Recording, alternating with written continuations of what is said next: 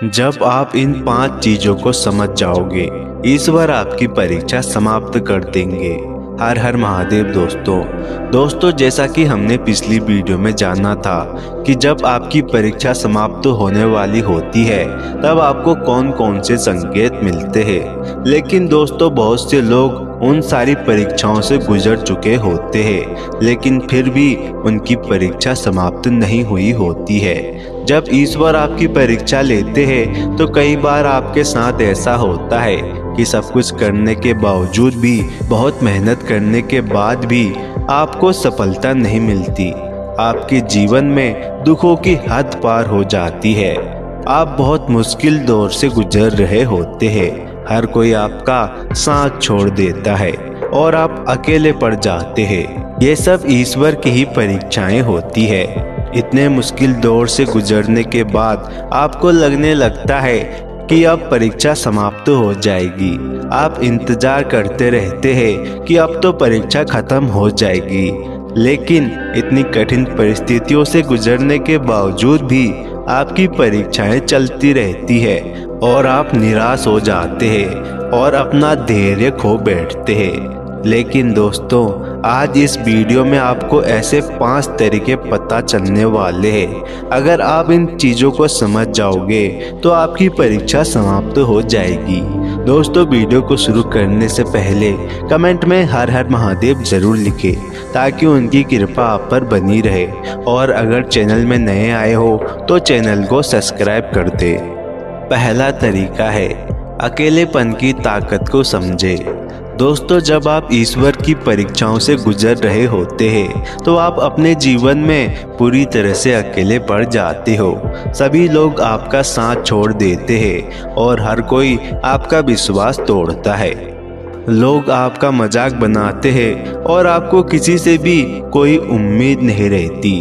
ऐसे में बहुत से लोग अकेलेपन में खुद को कमजोर समझने लगते हैं, लेकिन असल में ऐसा कुछ नहीं होता। वास्तविक जीवन में वही व्यक्ति सफल होता है जो अकेले चलने में विश्वास रखता है, जो जोखिम और मुसीबतों का सामना करने से नहीं घबराता।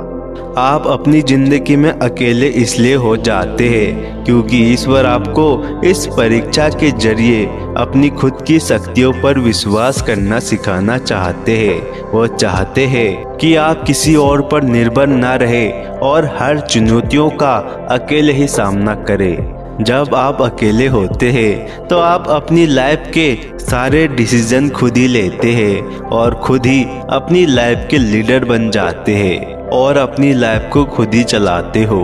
इस परीक्षा में वही लोग पास होते हैं जो अकेलेपन की ताकत को समझ पाते हैं। यह आपके जीवन का सबसे इम्पोर्टेंट टाइम होता है जब आपको स्वयं का ज्ञान होना शुरू हो जाता है।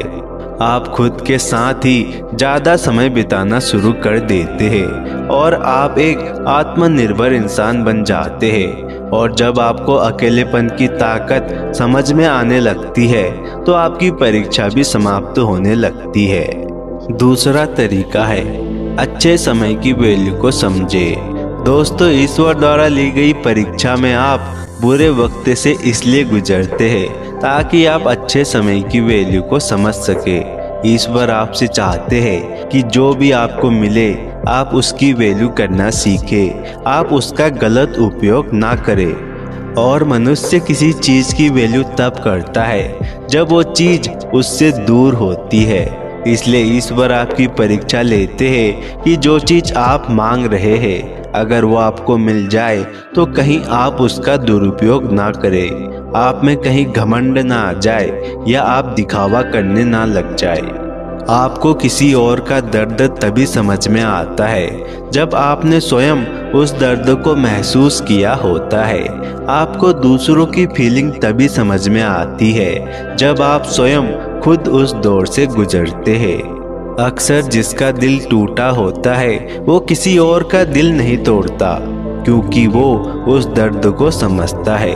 इसलिए जब आपको यह सब चीज़ें समझ में आ जाती है तो आपकी परीक्षा भी खत्म हो जाती है। तीसरा तरीका है ईश्वर पर पूरा विश्वास करें। जब किसी व्यक्ति के जीवन में मुश्किल दौर आता है तो ज़्यादातर लोगों का ईश्वर से विश्वास डगमगाने लगता है। उनको लगने लगता है ईश्वर जैसा कुछ नहीं होता है और वो ईश्वर की भक्ति करना छोड़ देते हैं, उनकी पूजा करना छोड़ देते हैं और नास्तिक बन जाते हैं। लेकिन दोस्तों, यही वह दौर होता है जहां से आपकी असली परीक्षा शुरू होती है। ईश्वर देखते हैं कि कौन उनका सच्चा भक्त है और कौन सिर्फ मतलब के लिए पूजा पाठ करता है।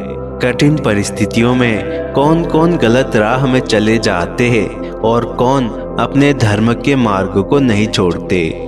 जो लोग इन परिस्थितियों को सहन नहीं कर पाते हैं और बुरे कर्म करने लग जाते हैं, वो लोग ईश्वर की परीक्षा में फेल हो जाते हैं। लेकिन जो पास होते हैं वो हमेशा खुद पर और ईश्वर पर विश्वास करते हैं। चाहे कितनी भी बुरी परिस्थिति क्यों ना आ जाए, वो हमेशा धैर्य के साथ काम लेते हैं और अपने मन को शांत रखने की कोशिश करते हैं। इसलिए आप भी हमेशा ईश्वर पर विश्वास रखें, क्योंकि वो कभी किसी के साथ अन्याय नहीं करते। जो भी होता है उसमें कहीं ना कहीं आपका हित छुपा होता है। आप भविष्य को नहीं देख सकते, इसलिए आप उनकी लीला नहीं समझ पाते हैं। अगर आपको इस परीक्षा में पास होना है तो आपका ईश्वर पर से विश्वास नहीं डगमगाना चाहिए और हमेशा अच्छे कर्म करने चाहिए।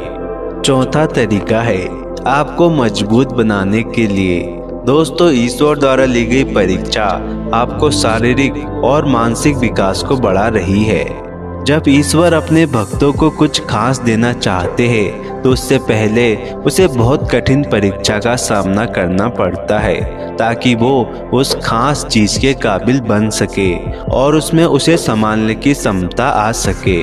दुख जब भी आता है आपको पहले से ज्यादा मजबूत और बेहतर बनाकर जाता है। दुख में आपको चाहे कितना भी दर्द हो, मगर जब आप उस दर्द को बर्दाश्त कर लेते हैं तो आप पहले से भी ज्यादा मजबूत और बेहतर बन जाते हैं। अगर आपका जीवन कठिनाइयों से गुजरता है और आप हर चुनौतियों का सामना करते हुए आगे बढ़ते रहते हैं तो एक दिन आपको सफलता जरूर मिलती है, आपका जीवन खुशहाल हो जाता है। पांचवा तरीका है क्रोध, मोह, माया, लोभ, अहंकार जैसी भावनाएं खत्म करना। दोस्तों, अक्सर ईश्वर आपकी इतनी कठोर परीक्षा इसलिए लेते हैं ताकि आपके अंदर से क्रोध, मोह, माया, लोभ, अहंकार जैसी भावनाएं खत्म हो सके। जब आप इन सभी मोह माया से मुक्त हो जाते हैं, जब आपको लगने लगता है कि आपके पास किसी चीज की कमी नहीं है, आपके पास सब कुछ है, उस समय आपकी परीक्षा खत्म हो जाती है और आपको सारे सुख मिलने लगते हैं। आप जो चाहते हैं वही होने लगता है। जैसे समुंदर पानी से भरा हुआ है, फिर भी सारी नदियां उसकी ओर ही दौड़ती है। कभी नदियां रेगिस्तान की ओर नहीं जाती, नदियां तो समुंदर की तरफ ही जाती है जो पहले से ही पानी से भरा हुआ है। जब आपके घर में कोई बड़ा मेहमान, बड़ा धनपति वाला आए तो आप उसको कोई बढ़िया सा कीमती गिफ्ट देते हैं, लेकिन किसी भिखारी को 5 या 10 रुपया देते हो।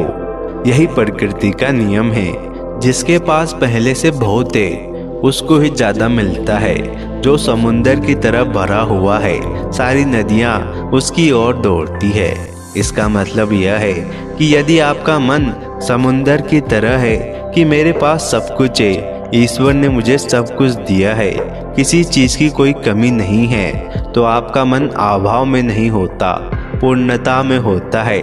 तभी ईश्वर भी आपको वो सब कुछ देते हैं जो आप चाहते हैं। सारे सुख, सारे कंफर्ट आपकी ओर खींचे चले आते हैं। इसलिए आपके मन से सारे नेगेटिव भावनाओं को दूर करना ही ईश्वर की परीक्षा का चरण होता है। अगर आप चाहते हैं कि ईश्वर की परीक्षा जल्द से जल्द खत्म हो तो सबसे पहले आपको इन सारे मोह माया से दूर होना पड़ेगा। दोस्तों, वीडियो को देखने के लिए धन्यवाद।